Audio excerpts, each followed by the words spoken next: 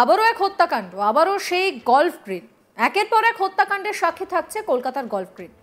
এবার কাটা মাথা নয়, নিজের ঘরের খাটের নিচ থেকে উদ্ধার হলো মহিলার দেহ। বছর 40-এর নাফিসা খাতুনের দেহ উদ্ধারকে কেন্দ্র করে চাঞ্চল্য ছড়িয়েছে। পুলিশি জেরায় জানা যায় যে ভাই দিদিকে খুন করেছে। খুন থেকে যাচ্ছে সমাজ।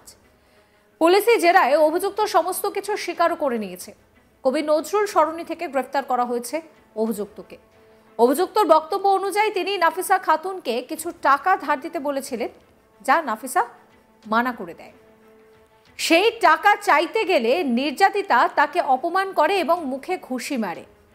প্রতিশোধ ও ক্ষোভে সে তার উপরে হামলা করে। তারপর নাফিসা খাতুন আত্মরক্ষার জন্য রান্নাঘরের ছুরি নিয়ে আসে, আর তখনই অভিযুক্ত তার উপরে ঝাঁপিয়ে পড়ে এবং হাত থেকে ছুরি ছিনিয়ে নেয় আর তাকে কয়েকবার ছুরি দিয়ে আঘাত করে। এরপর তিনি রুমের মেঝেতে সেখানে পড়ে যান। তারপর তাকে ধর থেকে আলাদা করে তাকে শেষ করে দেয় অভিযুক্ত সাবির আলী। পুলিশ সূত্রে জানা গিয়েছে যে মৃতা একটি শপিং মলের ক্যাফেতে কাজ করতেন।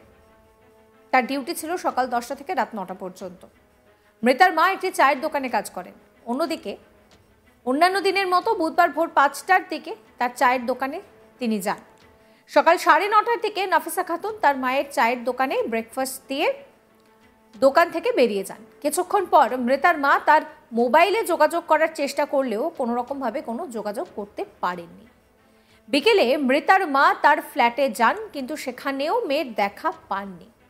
এরপর তিনি অন্যদের সঙ্গে নিয়ে মৃতাকে খুঁজতে শুরু করেন এবং পরবর্তীতে একটি ঘরের খাটের নিচে মৃতার দেহ উদ্ধার হয়। তারপর পুলিশকে খবর দেওয়া হয়। তার শরীরে কিছু ধারালো কাটা আঘাত রয়েছে, সেই চিহ্নও কিন্তু পাওয়া গিয়েছে।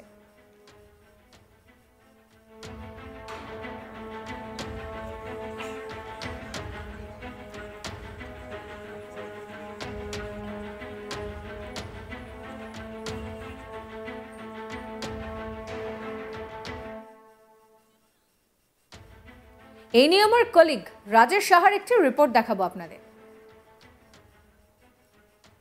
12 ঘন্টার মধ্যে গল্ফ গ্রিনের হার হিমখরা হত্যাকাণ্ডের কিনারা করে ফেলল কলকাতা পুলিশ। গ্রেপ্তার করা হলো মৃতার ভাইকে। মামাতো ভাই গ্রেপ্তার হলো কলকাতা পুলিশের হাতে এবং দিদিকে হত্যা করার অপরাধে তাকে ইতিমধ্যে গ্রেপ্তার করা হয়েছে এবং নিজের কৃতকর্মের কথা স্বীকারও করেছে ধৃত সাবির আলী এবং তাকে গ্রেপ্তার করেছে গল্ফ গ্রিন থানার পুলিশ। বুধবার রাত্রিবেলা গল্ফ গ্রিনের একটি ফ্ল্যাট থেকে মহিলার একটি দেহ উদ্ধার হয়, ক্ষতবিক্ষত দেহ উদ্ধার হয় এবং তাকে হত্যা করা হয়েছে বলে গতকাল রাতেই তাকে কেস রেজিস্টার করে কলকাতা পুলিশ এবং তদন্ত শুরু করে এবং বৃহস্পতিবার সকালের মধ্যেই তার মামাতো ভাইকে গ্রেপ্তার করলো গল্ফ গ্রিন থানার পুলিশ। সাবির আলী 38 বছর বয়স, তাকে গ্রেপ্তার করা হয়েছে এবং যেটা পুলিশ সূত্রে খবর, গতকাল সন্ধে 7টা নাগাদ 7:30 নাগাদ তার দেহ উদ্ধার হয়, এক মহিলার দেহ উদ্ধার হয়।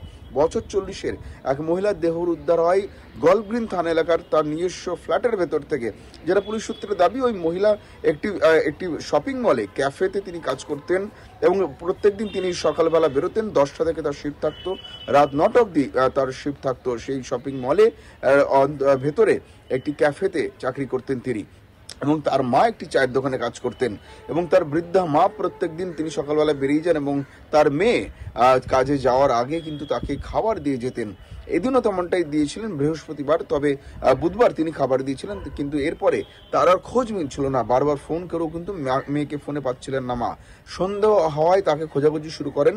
সন্ধ্যাবেলার দিকে তার ফ্ল্যাটের ভেতর থেকে ওই মহিলার 40 বছরের মহিলার দেহ উদ্ধার হয় এবং তারপরে পুলিশকে খবর দেওয়া হয়। গল্ফ গ্রিন থানার পুলিশ ঘটনাস্থলে পৌঁছলে দেখা যায় তার ফ্ল্যাটের ভেতরেই পড়ে রয়েছে অচেতন অবস্থায় ওই মহিলার দেহ রয়েছে এবং সেটি উদ্ধার করে হাসপাতালে পাঠানো হলে তাকে ব্রড ডেড বলে ঘোষণা করেন চিকিৎসকরা এবং তার দেহ পরীক্ষা করে দেখা যায় তার সেই বডিতে কিন্তু একাধিক শার্প কাট ইনজুরি রয়েছে।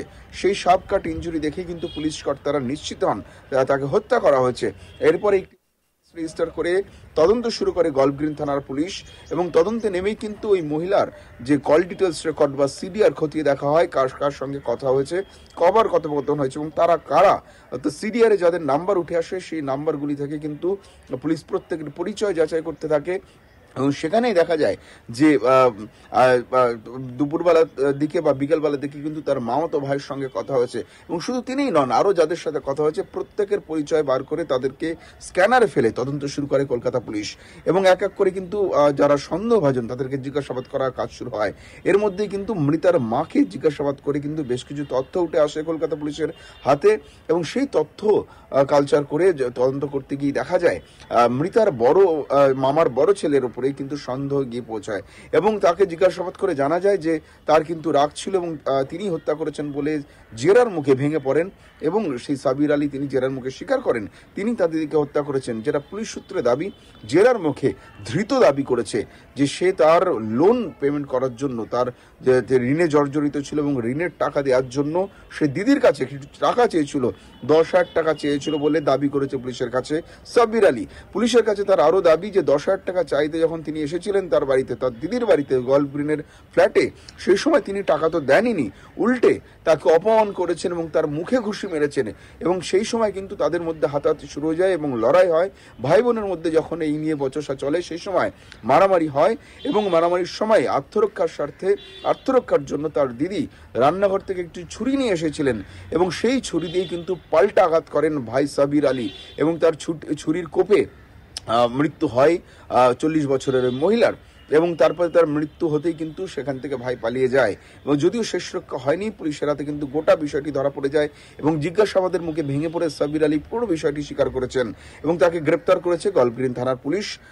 বৃহস্পতিবার তাকে আদালতে পেশ করা হলে তাকে পুলিশ হেফাজতে পাঠানো হয়েছে এবং তাকে জিজ্ঞাসাবাদ করে এই কেস সম্পর্কে আরও তথ্য হাতে পারবে পুলিশ এবং মৃতদেহ ইতিমধ্যেই পোস্টমর্টমে পাঠানো হয়েছে। পোস্টমর্টমের রিপোর্ট এলে তাকে কিভাবে হত্যা করা হয়েছে তার বিস্তারিত পুলিশের হাতে আসবে বলে জানা গিয়েছে।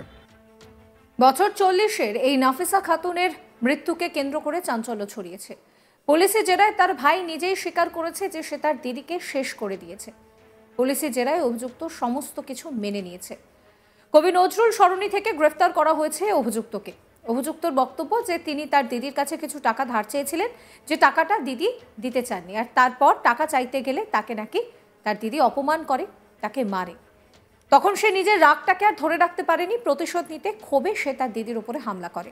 তারপর নাফিসা আত্মরক্ষার জন্য রান্নাঘর থেকে ছুরি নিয়ে আসে আর তখন তার উপরে ঝাঁপিয়ে পড়ে।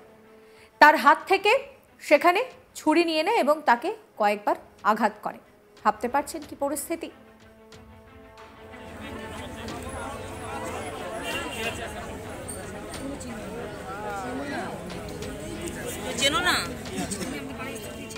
সাবস্ক্রাইব করবেন আজ তাক বাংলার ইউটিউব চ্যানেলকে, ফলো করতে ভুলবেন না হোয়াটসঅ্যাপ চ্যানেল এবং অবশ্যই আপনাদের নজর থাকুক আজ তাক বাংলার লাইভ স্ট্রিমিং এর দিকেও।